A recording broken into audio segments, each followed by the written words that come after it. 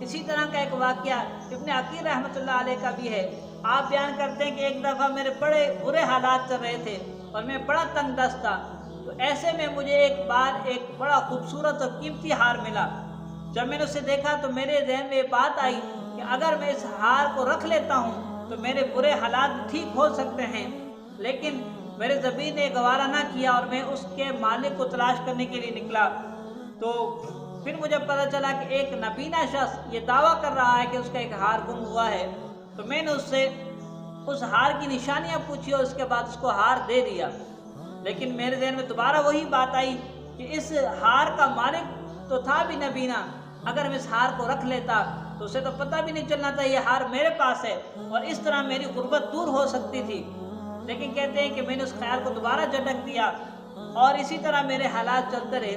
ایک بار میں سفر میں تھا تو میں ایک گاؤں میں رکا اور گاؤں کی مسجد میں مجھے نماز پڑھنے کا اتفاق ہوا۔ جب میں اس مسجد میں پہنچا تو وہاں کوئی باقاعدہ امام نہ تھا، کبھی کون نماز پڑھاتا تھا کبھی کون نماز پڑھاتا تھا۔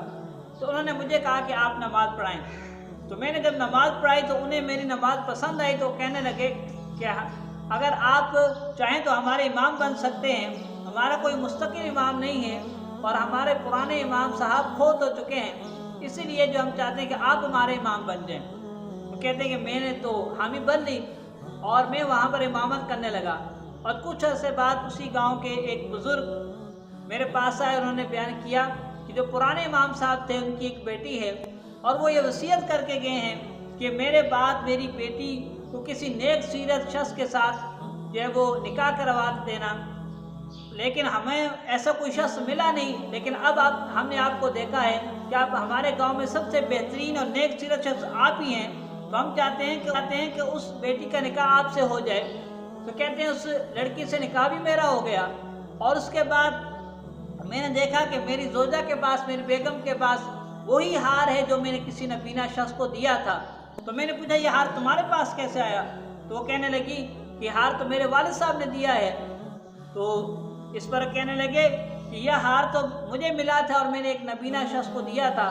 تو وہ عورت کہنے لگی میرے والد صاحب بھی نابینا تھے اور وہ اس مسجد کے امام تھے، اور اس پر وہ کہنے لگے کہ ہاں میں نے ہی وہ ہار ملا تھا اور میں نے ایمانداری کا مظاہرہ کرتے ہوئے دے دیا۔ تو اس پر وہ عورت کہنے لگی کہ واقعی اللہ تعالیٰ نے آپ کی ایمانداری کے بدلے آپ کو بھی صلہ عطا فرمایا اور میرے والد صاحب کی بھی دعا قبول ہوگی۔ تو پوچھنے لگے وہ کیسے؟ کہا کہ اس طرح سے کہ میرے والد صاحب ہمیشہ یہ دعا کیا کرتے تھے کہ جس طرح مجھے جو ہے وہ اس ایماندار شخص نے میرا ہار واپس کیا، اللہ تعالیٰ میری بیٹی کو بھی ایسا ایماندار شوہر عطا فرمائے۔ تو اسی طرح اللہ تعالیٰ نے آپ کو آپ کی ایمانداری کے بدلے وہ ہار بھی لٹا دیا، امامت بھی عطا کی اور زوجہ بھی عطا کی، اور اسی طرح میرے والد صاحب کی دعا بھی قبول ہوئی اور ہمیں جو ہے وہ آپ جیسا نیک سیرت انسان بھی مل گیا۔ اس لیے جو چیز آپ تک پہنچنی ہے وہ ہر حال میں آپ تک پہنچے گی۔